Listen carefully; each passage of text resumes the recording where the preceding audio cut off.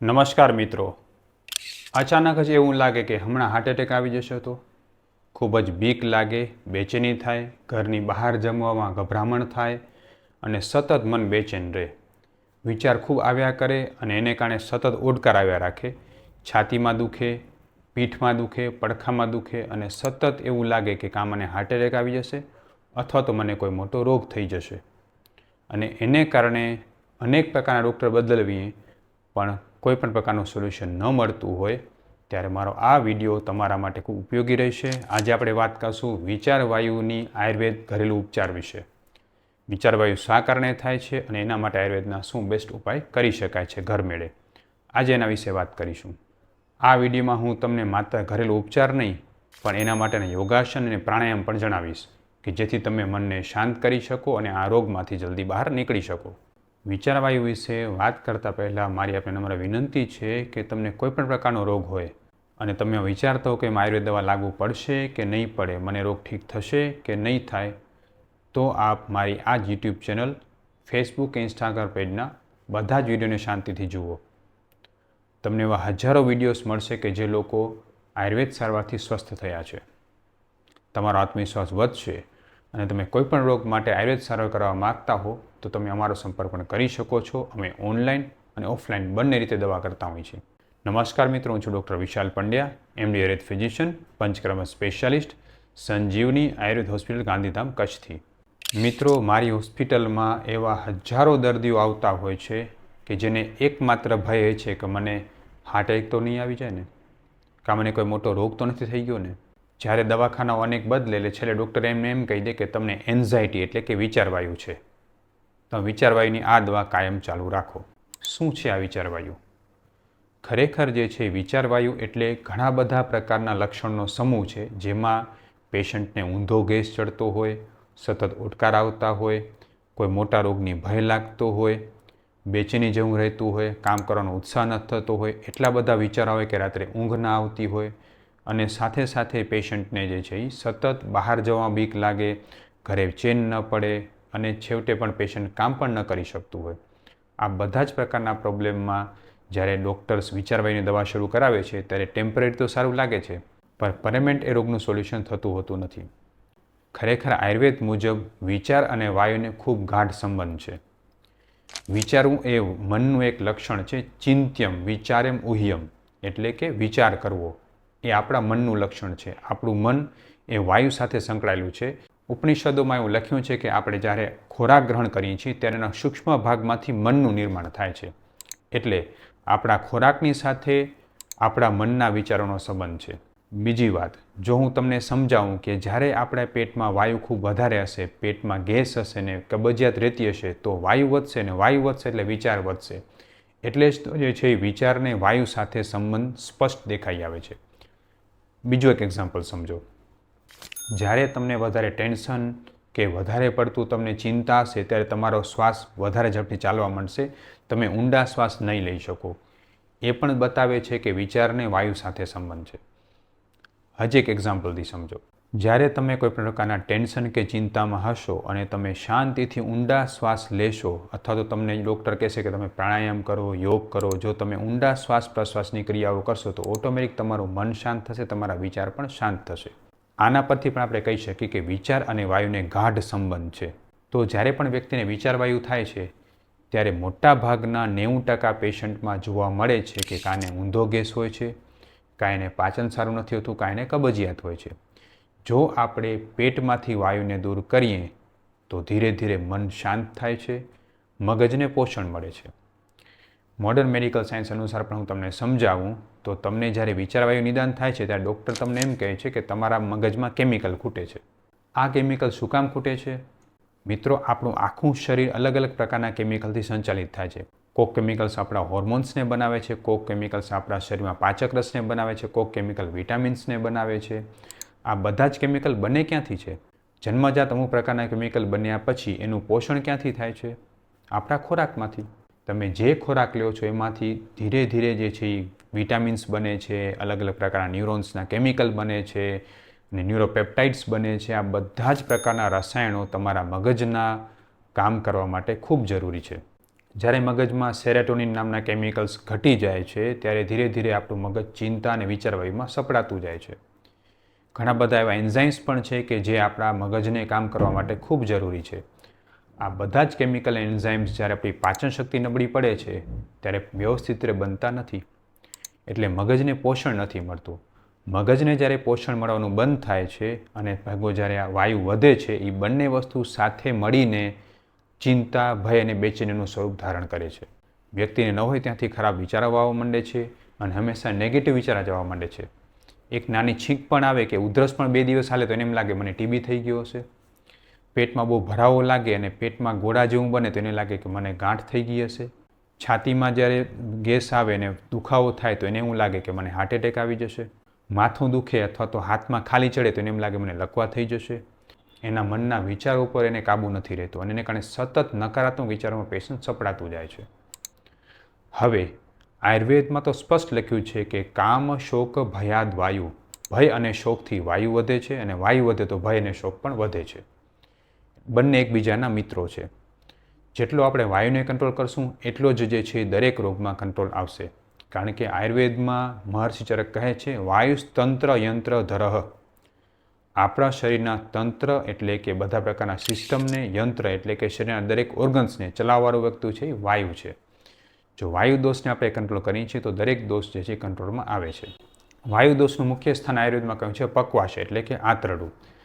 જો આંતરડામાં સતત વાયુ બનશે, કબજિયાત રહેશે તો 100% આ પ્રકારના પ્રોબ્લેમ ધીરે ધીરે નિર્માણ થશે. એટલે તમે જોજો, જો તમને વિચારવાયુ ડૉક્ટર ડાયગ્નોઝ કરે છે તો 90% કેસમાં તમારા પેટમાં વાયુ બગડેલો હશે ને હશે જ. હવે સુધારવો કઈ રીતે? મનને શાંત કરવું છે તો મન તો આપણા હાથમાં આવવાનું નથી, આપણે વાયુને શાંત કરવો પડશે. જેમ જેમ આપણે શરીરમાં વાયુને શાંત કરીએ છીએ એમ ધીરે ધીરે મન શાંત થતું આવે છે. એના માટેના 5 બેસ્ટ ઉપાયમાં સૌથી પહેલો ઉપાય છે ગાયના ઘીનું નિયમિત સેવન કરવું. મિત્રો, વાત સાવ સામાન્ય લાગે પણ ગાયનું ઘી પવિત્ર કરનારું છે, મનને, મેધા સ્મૃતિને વધારનારું છે અને સાથે સાથે વાયુને ઘટાડનારું છે. તમારી પાચન શક્તિ અનુસાર તમે ગાયના ઘીનું સેવન કરશો તો મગજના કેમિકલ બનવાના ધીરે ધીરે શરૂ થશે. તમારી સ્મૃતિ એટલે કે મનની વિચારવાની ક્ષમતાઓ વધશે જેથી તમે તમારા મન ઉપર કાબૂ લાવી શકશો. તમારી મેધા અને ધૃતિ એટલે કે મન ઉપર ધૈર્ય વધશે તમારું, અને જેને કારણે તમારા વિચારો જે છે એ તમારા કંટ્રોલમાં આવશે અને સકારાત્મક વિચારો વધવા માંડશે. ગાયના ઘીનો ઉપયોગ તમે રાબ શીરામાં કરી શકો, દાળ શાકના વઘારમાં કરી શકો, ઔષધિ રૂપે કરી શકો, નાકમાં ટીપા નાખવાના રૂપે કરી શકો. આ બધા જ અલગ અલગ પ્રકારના પ્રયોગો મેં ઘણીવાર તમને કહેલા છે. એટલે ગાયના ઘીનો ઉપયોગ તમારે કરવો એ સૌથી પહેલી વસ્તુ છે. બીજો ઉપાય છે આખા શરીરે તલના તેલની માલિશ કરવી. મિત્રો, તમને એવું થશે કે માલિશ કરવાથી કંઈ વિચારવાયુ ઘટે? હા, ઘટે.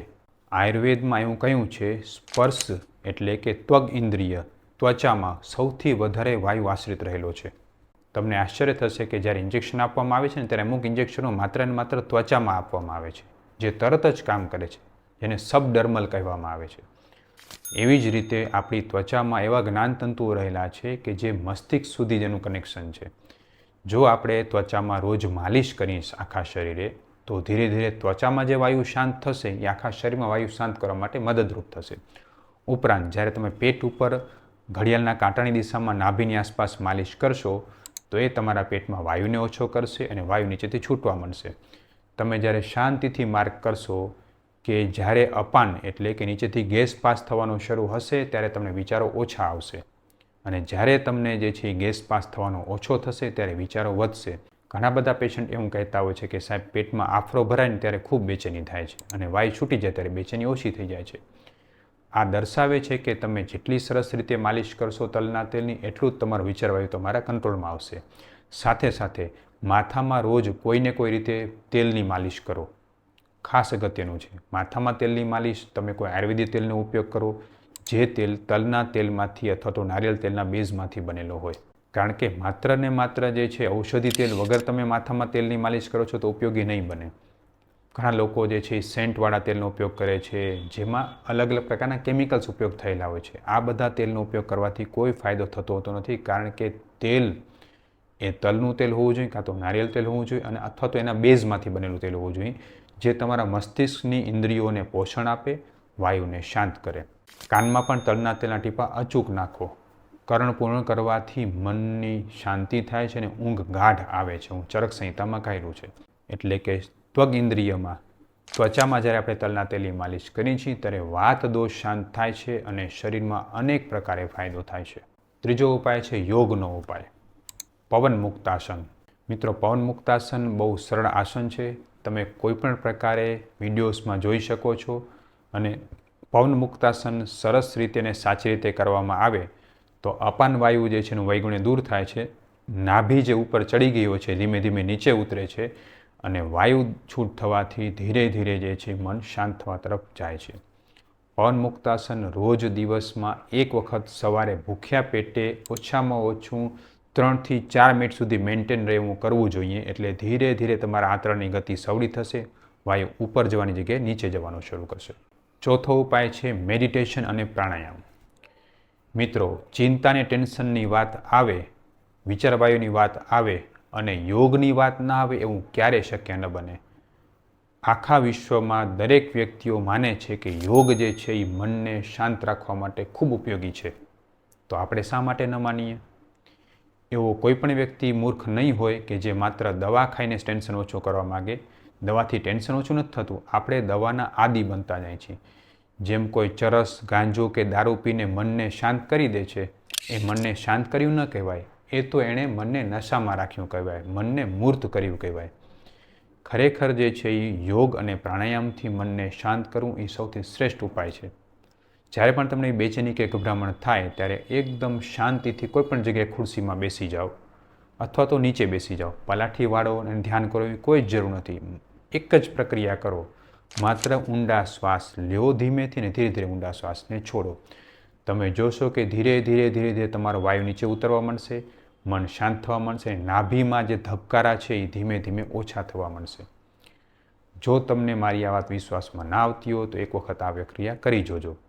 તમારે કરવાનું છે શું? આરામથી શરીર ઢીલું છોડીને બેસી જાઓ, એકદમ હળવાશથી શરીરને મૂકી દો અને આંખો બંધ કરીને ઊંડા શ્વાસ પ્રશ્વાસ લેવાનું શરૂ કરો. ધીમે ધીમે શ્વાસ ઊંડો લો અને ધીરે ધીરે શ્વાસ બહાર કાઢો. હા, પણ પહેલી 2-3 વખતમાં એવું નહીં થાય. તમે એની પ્રેક્ટિસ કરશો, રોજની 3-4 મિનિટ એમાં કાઢશો તો ધીરે ધીરે તમને અનુભવ આવશે કે તમારું મન શાંત થતું જાય છે અને જ્યારે પણ એવી બેચેની થશે તમે એને કરશો તો એન્ઝાયટી કે વિચારવાયુ તરત દૂર થશે. આ પ્રેક્ટિસની સાથે તમે ઓમકાર પ્રાણાયામ પણ કરી શકો. ભ્રામરી પ્રાણાયામ મનને શાંત કરવા માટે સૌથી બેસ્ટ છે. ઊંડા શ્વાસ લ્યો. ઓમ.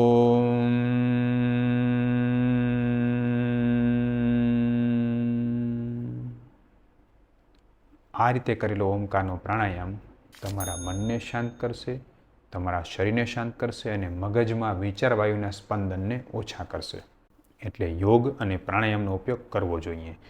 જો તમે માગતા હો કે હું યોગ પર વધારે વિડીયો બનાવું અને તમને યોગ વિશે માર્ગદર્શન આપું તો મને કોમેન્ટ બોક્સમાં જરૂર જણાવજો. હું એના માટે પણ પ્રયત્ન કરતો રહીશ. 5મું છે ઔષધ. આયુર્વેદનું એક ઔષધ જે વિચારવાયુ માટે સૌથી વધુ ઉપયોગી હોય ને તો મને કહેશો કયું હશે? ઘણા લોકો કહે છે સાહેબ બ્રાહ્મી લેવી જોઈએ, શંખપુષ્પી લેવી જોઈએ. ના, હું કહીશ માત્ર ને માત્ર હરડેનું સેવન ચાલુ કરો. જો તમે તમારી પ્રકૃતિ અનુસાર નિયમિત રૂપથી હરડેનું સેવન કરશો તો ધીરે ધીરે વિચારો તમારા કંટ્રોલમાં આવશે, વાયુ ઓછો થશે અને તમને ગભરાટ, બેચેની બધેમાં ફાયદો થશે. કારણ કે પકવાશે એટલે કે પેટમાંથી વાયુ દૂર થશે તો આખા શરીરમાંથી વાયુ દૂર થશે. મિત્રો, આશા રાખું છું મારો આ વિડીયો તમને ખૂબ ઉપયોગી રહેશે. એવા લોકો સુધી ખાસ શેર કરો કે જે લોકો સતત વિચારવાયુની દવાઓ લે છે, સતત થાકી ગયા છે અને હેરાન થાય છે. જો તમે આ ઉપચારો કરો અને છતાં પણ તમને વિચારવાયુમાં ફાયદો ન થતો હોય તો દવાઓ લેવાની જગ્યાએ તમે અમારો સંપર્ક પણ કરી શકો છો અને અમે એમાં ચોક્કસ મદદરૂપ બની શકશું. તમારી નસ નાડીઓમાંથી વાયુને બહાર કાઢો તો ઓટોમેટિકલી વિચાર તમારા કંટ્રોલમાં આવશે અને વિચારવાયુ ઓછો થશે. આ એક સૂત્રને યાદ રાખજો. ફરીથી આપણે મળશું. જય ધન્વંતરી, જય આયુર્વેદ.